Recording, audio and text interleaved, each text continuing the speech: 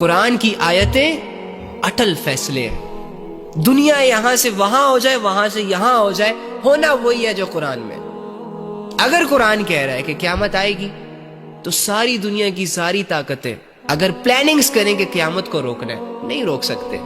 اگر قرآن کہہ رہا ہے کہ اس دنیا میں ایک خدا ہے تو ساری دنیا کی ساری مخلوق اگر رب کے وجود کا انکار کر دے، رب کی قدرت کا انکار کر دے اور کہتے پھرے لوگوں سے کہ اس دنیا میں کوئی خدا نہیں ہے، یہ سب کچھ ایویں ہی ہو رہا ہے، خود سے ہو رہا ہے. لیکن حقیقت یہی ہے کہ خدا ہے، اللہ ہے.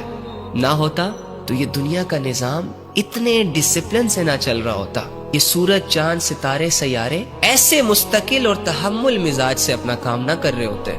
ہوا نے چل کر تمہارے جسموں کو چھو کر تمہیں یہ ریئلائز کروانے کی کوشش کی ہے کہ اس دنیا میں ایک خدا ہے، کوئی شریک نہیں ہے، اسے کسی کی ضرورت نہیں ہے، وہ کسی سے متاثر نہیں ہوتا، وہ اکیلا ہے. کوئی زبان تمہارے رب کی تعریف بیان ہی نہیں کر سکتی. وہ ویسا ہے جیسے اس نے خود اپنے بارے میں کہا ہے. اگر وہ کہہ رہا ہے لہو ملک السماوات والارض، کہ جو کچھ زمین اور آسمانوں میں ہے وہ میرا ہے، تو بھائی اسی کا ہے، آپ کا کچھ نہیں ہے. اگر وہ کہہ رہے الا بذکر اللہ تطمئن القلوب، کہ تمہارے دلوں کا جو سکون ہے وہ میری یاد میں چھپا ہے، تمہارا کمفرٹ زون، تمہاری سیٹسفیکشن مجھ سے جڑی ہے، تو ایسا ہی ہے. دنیا میں ایک اچھی زندگی گزارنے کے لیے لازم تم پر یہ ہے کہ تم اپنے رب کے ساتھ جڑے رہو. حالات اچھے ہیں، حالات برے ہیں، حالات خوشی کے ہیں، حالات غمی کے ہیں، کوئی لینا دینا نہیں ہے تمہارا اس سے.